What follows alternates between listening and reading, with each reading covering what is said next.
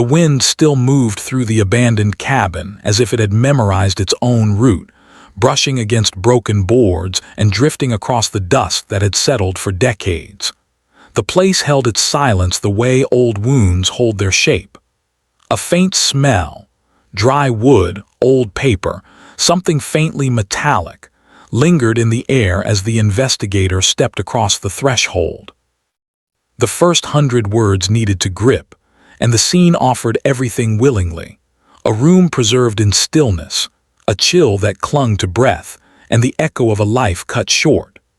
Her name had once carried brightness. Elara Miles, age 27, a local photographer known for her soft style, her quiet way of seeing corners others overlooked, and the gentle manner she used when capturing the light of Montana's long horizons. But here, in this dim-forgotten cabin, she had become a file, then a case, then a memory no one spoke about. He paused, not out of fear but out of something quieter, an acknowledgement. The evidence felt like ghosts waiting for someone willing to see them again. The investigator moved slowly, avoiding the creaking spots he remembered from years ago. Dust broke under his boots in careful fragments. The cabin's single window, cracked at the corner, cast a thin line of winter light across the floor. It touched a dark stain on the wood, long dried, now only a shadow of what happened in 1988. The silence here had weight, not loud but persistent, like breath held too long. He surveyed the room methodically, the way he'd been trained, but there was something personal layered within the motions. His hand brushed the table where her camera had been found, lens cracked, strap torn. He remembered lifting it years ago, thinking it held answers. It hadn't, then. Elara had lived a life that was neither loud nor hidden. She worked freelance, took portraits for families who wanted quiet memories, sold landscape images to local shops. She lived alone near the ridge, walked the trails at dusk, and kept a small notebook of ideas she never fully shared. People described her as calm, observant, distant in a gentle way. Nothing about her seemed designed to draw chaos. Yet chaos had come, patient and precise. His breath formed a faint cloud in the cold air. He stepped to the far corner where the file once noted possible struggle. The board still carried faint marks. He crouched, touching the grooves lightly, as if afraid to disturb something fragile. The flashback atmosphere was unmistakable. Time had frozen here, and he was walking inside the shape of his own memory.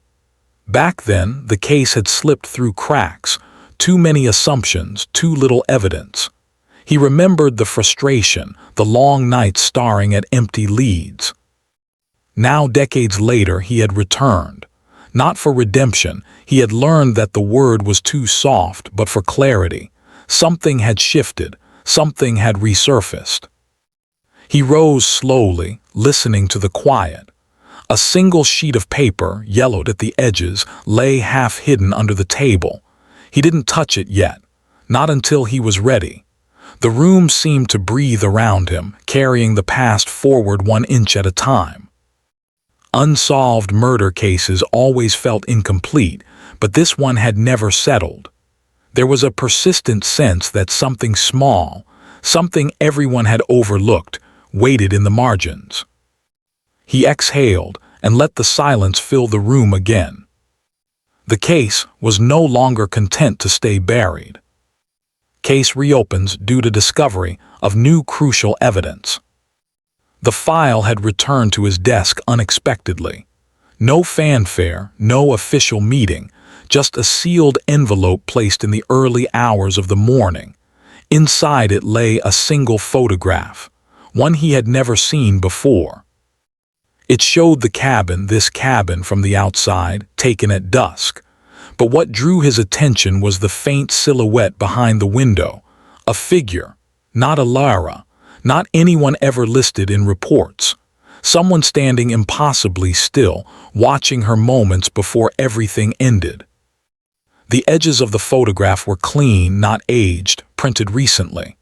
On the back, written in thin, careful handwriting, were 3 words: "Look again here." No signature. It should have been dismissed as anonymous speculation, but something about the image carried an authenticity he couldn't ignore. The grain matched cameras from the 1980s, the lighting consistent with that specific autumn, and the silhouette, though subtle, aligned with the time the original neighbor report mentioned seeing movement near the cabin. A detail dismissed then as an echo of firelight. This small photograph became the anchor, evidence, not assumption, enough to justify reopening the case.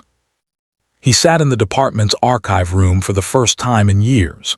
The shelves still smelled faintly of old ink and cardboard.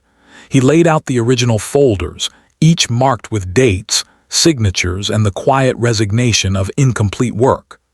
Reopening a case after decades was not simple. Procedures had changed, staff had changed, and memory itself felt unreliable. But the photograph had cut through the layers. He brought it to the forensic imaging lab. Machines whirred softly, producing reconstructed clarity. The silhouette sharpened, not into a face, not into anything certain, but into a posture, a stance. Someone standing with weight shifted on one leg. Someone familiar with the place, not a passerby. That detail mattered. He traced the edges with a gloved hand. This was the catalyst. This was the reason he found himself now in that same cabin, brushing dust away, letting old air settle around him.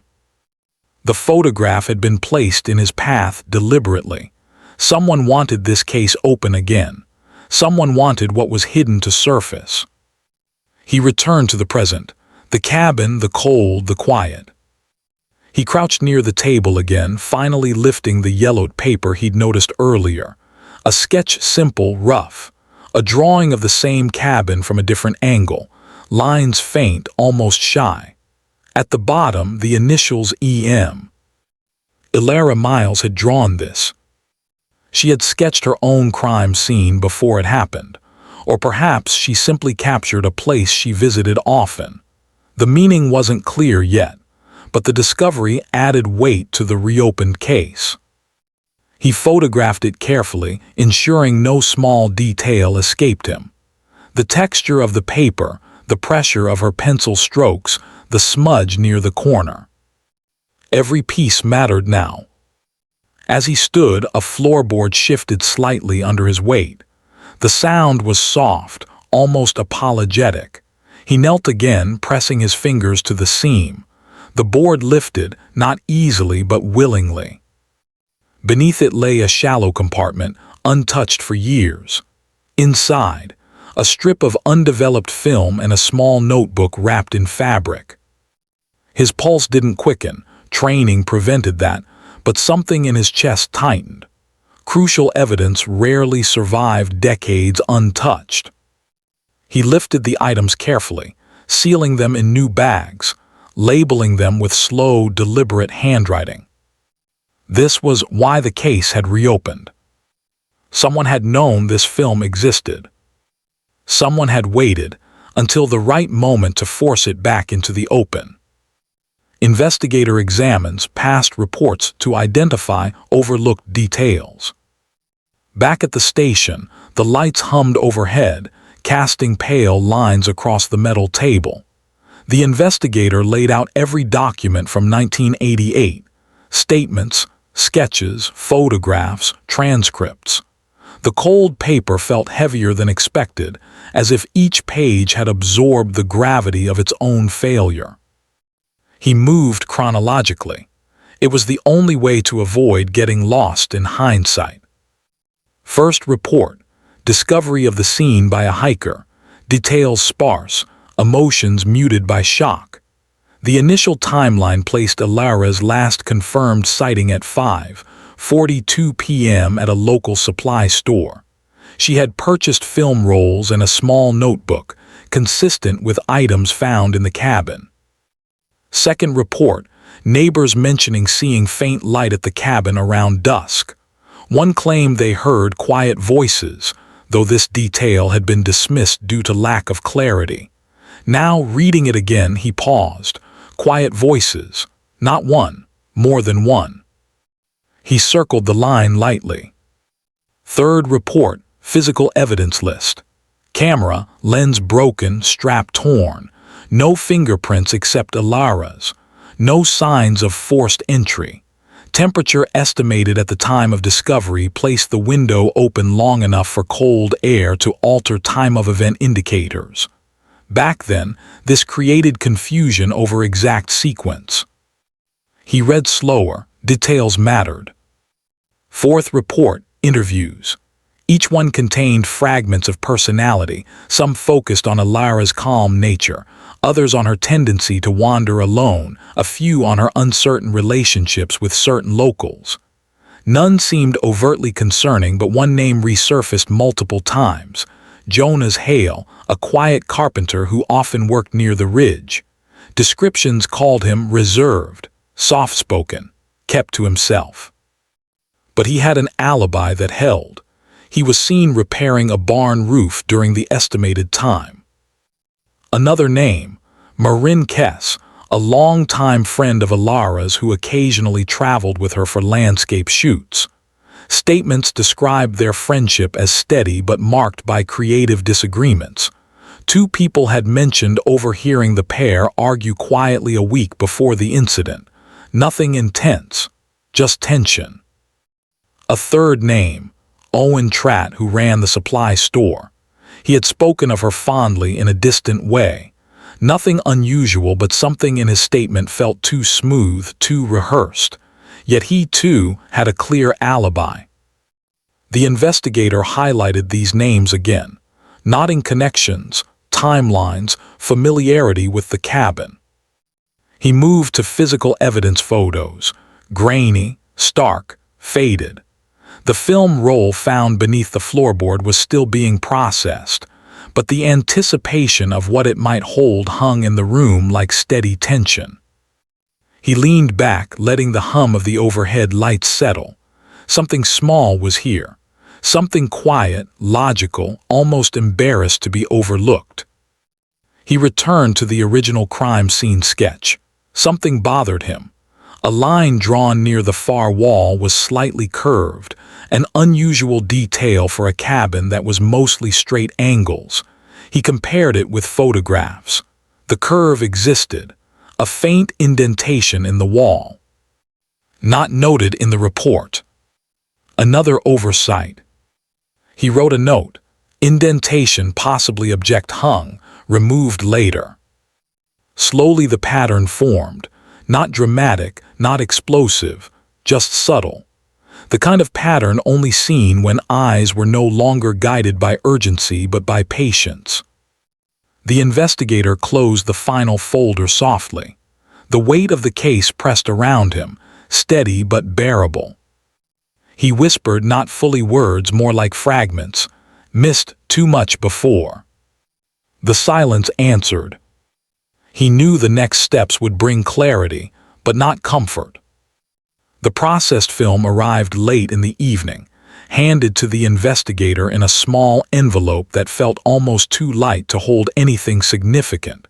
But weight was never the measure of truth, subtlety was. He sat alone in the dim lab, the only sound the soft ticking of the wall clock. He lifted the first printed frame carefully. Elara had captured the inside of the cabin from different angles. Light, shadow, the curve of the window pane, everything framed with her usual precision. Nothing unusual there. The second frame offered a small shift, the corner of a jacket sleeve hanging from a hook. Not hers.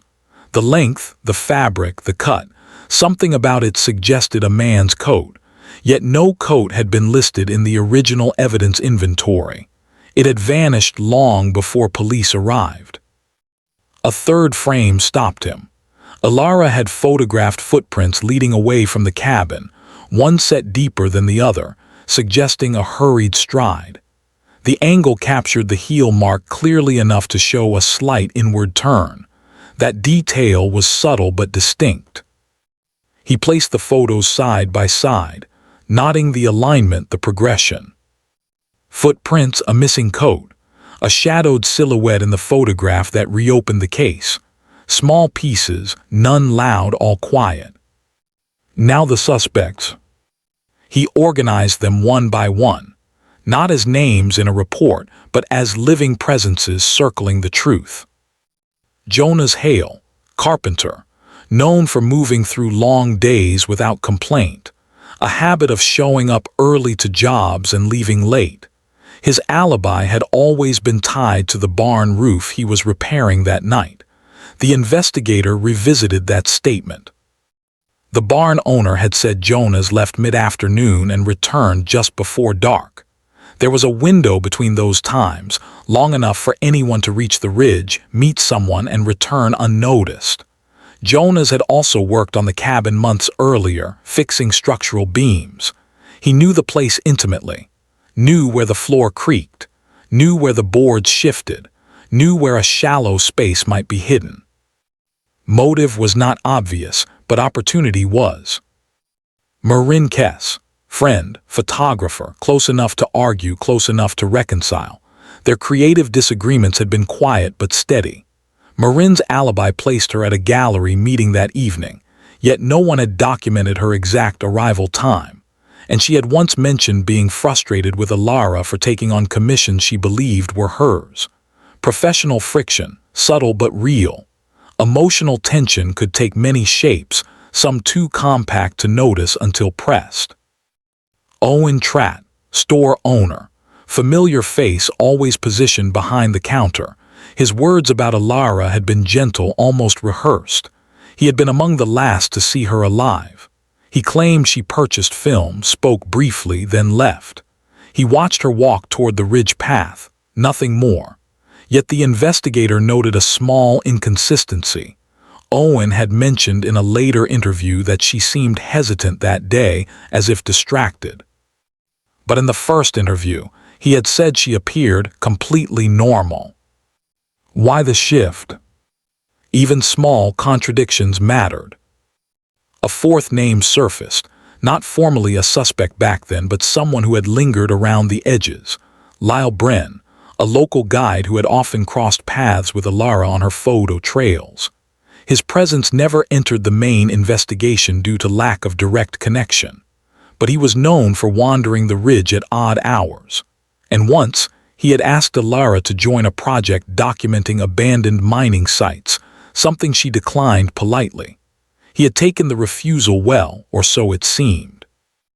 The investigator wrote down all four names, separating them into columns: motive, opportunity, alibi strength, familiarity with cabin, emotional proximity.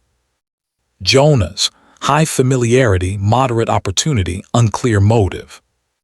Marin, emotional connection, partial alibi, possible tension. Owen, last interaction, shifting details.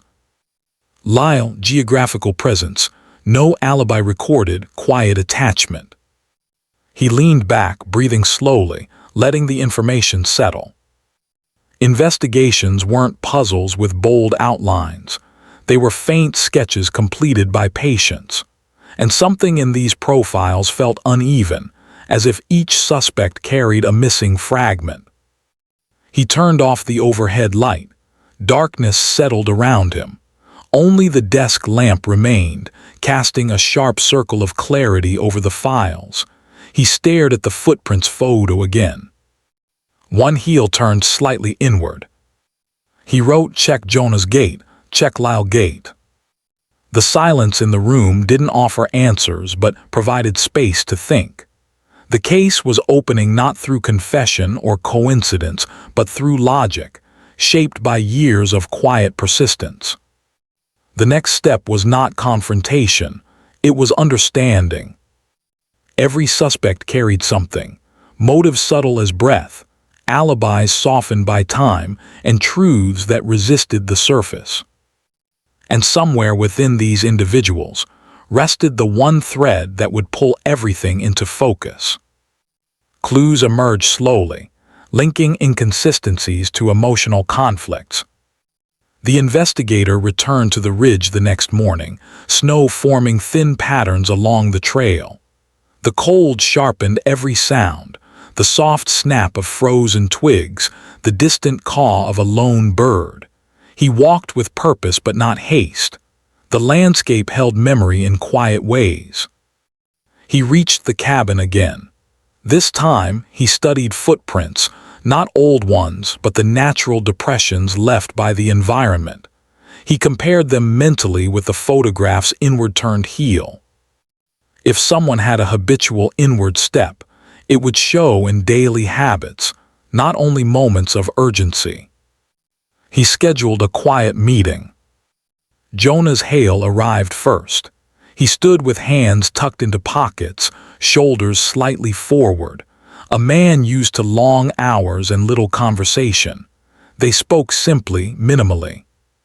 "Your work boots," the investigator said, motioning. Jonas hesitated, then lifted one foot. The heel showed a slight inward curve. "Old injury," Jonas offered, almost whispered. "Work accident, been that way years."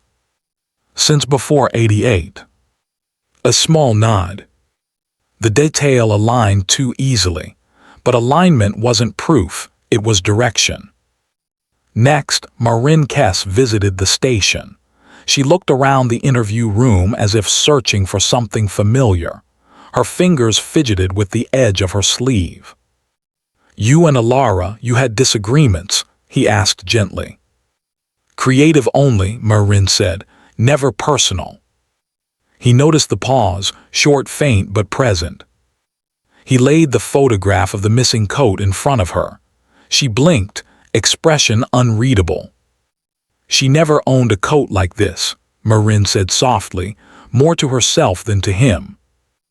"How do you know?" "We worked together, traveled together. She always wore lighter fabric, even in cold weather. She said heavy coats restricted movement." The detail was new. No one had mentioned it before. It meant the coat belonged to someone else in her life. Owen, Jonas, Lyle, someone not yet identified. He thanked her quietly. Her steps as she left sounded uneven, almost uncertain. Later, he spoke with Owen Tratt. The story owner greeted him with a careful smile, the kind used to anchor conversation before it drifted. "You said she seemed normal that day," the investigator said. "Then later you mentioned she seemed hesitant. Which was it?" Owen's smile thinned. "Memory shifts, I guess. It's been a long time." "Some memories don't." Owen lowered his gaze. When asked about the coat, he shook his head. "Not mine, never seen it." His reaction felt too quick. As evening fell, the investigator sat with all the statements. Slowly, the inconsistencies aligned with emotions, not loud ones, but quiet internal conflicts. Jonas had carried guilt for years, not guilt of action, but guilt of absence. He had been near the ridge that day but said nothing at the time, afraid he would complicate things. The inward heel mark matched him, but the emotional pattern didn't fully point to violence, only to regret. Marin carried a subtle ache, a sense of unfinished conversations, unresolved softness. Her tension with Elara wasn't spite, it was creative longing. She admired Elara more than she competed with her. Owen, his shifts in memory hinted at something quieter yet more conflicted. Not animosity, but closeness he never admitted. A connection perhaps deeper than friendship, unspoken and fragile, something he wanted to protect. Lyle Bren remained the least defined, a man of the trails, comfortable with distance, no recorded alibi, no confirmed interaction that day, yet no direct reason to harm her. The investigator returned to the undeveloped shots. In one frame, taken near the doorway, a small reflection was visible on a metal lantern. At first glance it seemed like a blur, but under magnification it revealed a partial shape, a sleeve cuff, dark, thick fabric, the coat again. And near the cuff a ring. A simple band. He checked each suspect's file. Jonah's no ring. Marin none. Lyle none recorded. Owen wore a simple ring on his left hand, seen in multiple photographs from the late 80s. He paused, breathing slowly. The ring was on the right hand in the reflection, but Owen wore his on the left. Unless... He closed his eyes briefly, not from strain but from realization. Someone had removed their ring that evening, possibly reversed hands while adjusting the coat, or masked their dominant side. Logic, not coincidence.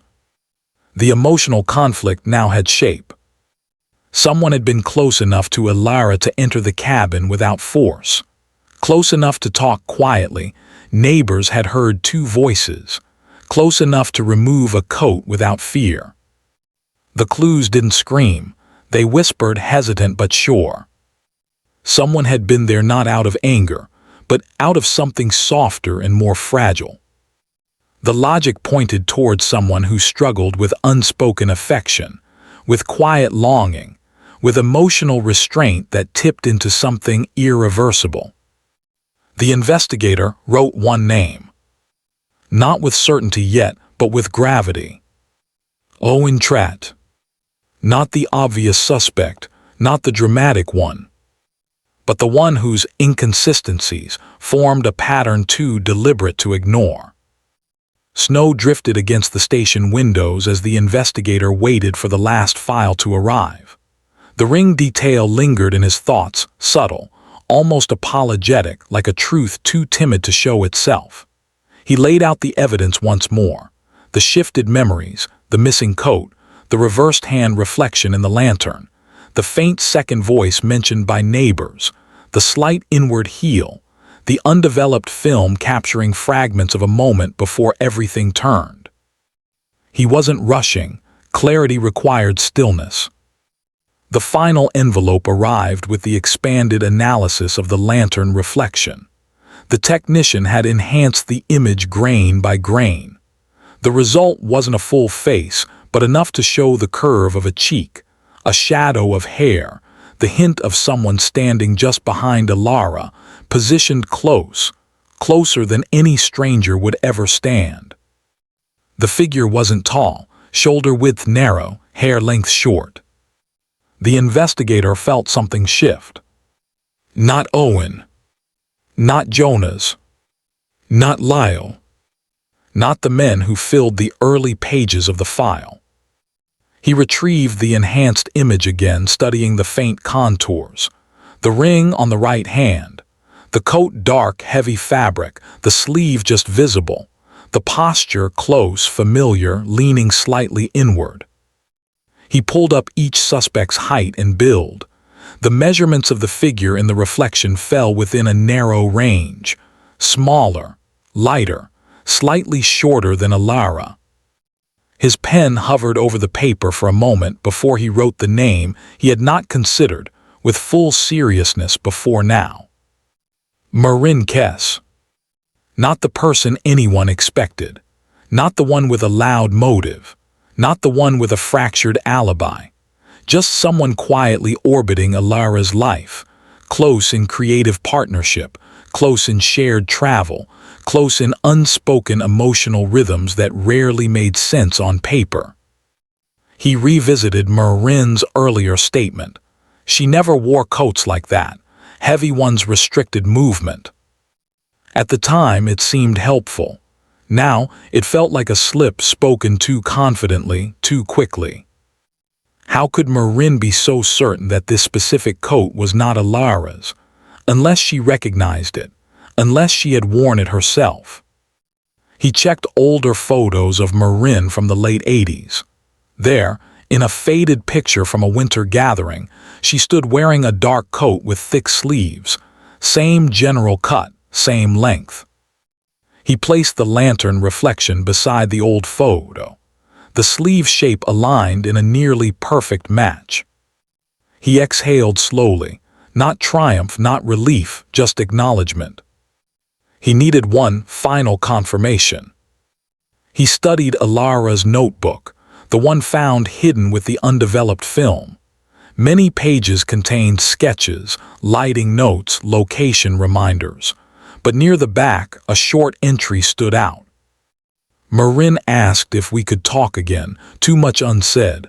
I don't know what she wants, feels heavy lately, not sure how to help. Not accusatory, not afraid, just contemplative, confused, burdened by someone else's emotional weight. The investigator turned to the last page, a faint, unfinished sketch of the cabin interior. In the lower corner, a faintly penciled line. She arrived earlier than planned. He closed the book gently. The logic was steady now, no leaps, no coincidences. Marin had been there.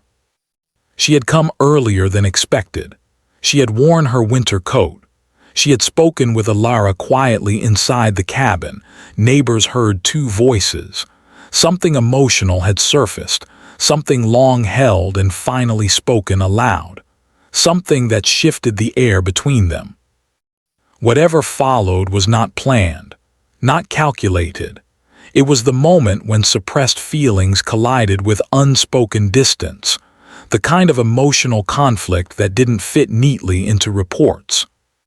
When Marin arrived at the station the next day, the investigator invited her to sit. Her breath fogged slightly in the cold room. He laid the two images in front of her, the enhanced lantern reflection and the old photograph of her in the coat. Her expression didn't break. It simply softened, like a fabric losing its tight weave. The silence grew heavy. After a long moment she spoke, but only in fragments, almost whispered. I went just to talk. Her voice trembled not from fear, but from old memory. She seemed far away that day. I thought something was changing between us. The investigator didn't interrupt. The room held its breath. Marin continued, voice slow, halting. I asked her about possibilities, us. She was kind, always kind, but she didn't feel the same. It hurt more than I expected. Her hands tightened together, fingers interlaced like threads pulled too taut. We argued quietly. I reached for her arm just to stop her from walking away. She pulled back, lost balance, hit the corner of the table. Her voice dropped. I didn't mean. The sentence broke off. It wasn't rage. It wasn't premeditation. It was a single moment where emotion collided with movement. A fall, not an attack. An impact that ended her life. Marin had panicked. The coat became a burden. The ring was moved to her other hand in frantic confusion. She left in silence, leaving the scene intact, hoping it would remain undiscovered. And it almost had. The investigator listened without judgment. His role wasn't emotional resolution. It was clarity. Marin's confession wasn't dramatic. It wasn't desperate. It was quiet, trembling, shaped by remorse that had settled for decades. She didn't ask for forgiveness. She only said again, barely audible, I'm sorry. The investigator wrote her words carefully, each stroke deliberate. Justice, mechanical, procedural, unavoidable, would follow. But the truth itself had been discovered through a combination of logic, patience, and subtle detail. A twist emerging not from sudden revelation, but from threads woven too tightly to ignore. The least suspected person wasn't the one with the loud motives. It was the one whose silence had concealed too much. Ends with moral reflection. Truth isn't always visible on surface. The case file closed with a final snap, quiet yet conclusive. The weight of the folder didn't change, but its meaning did.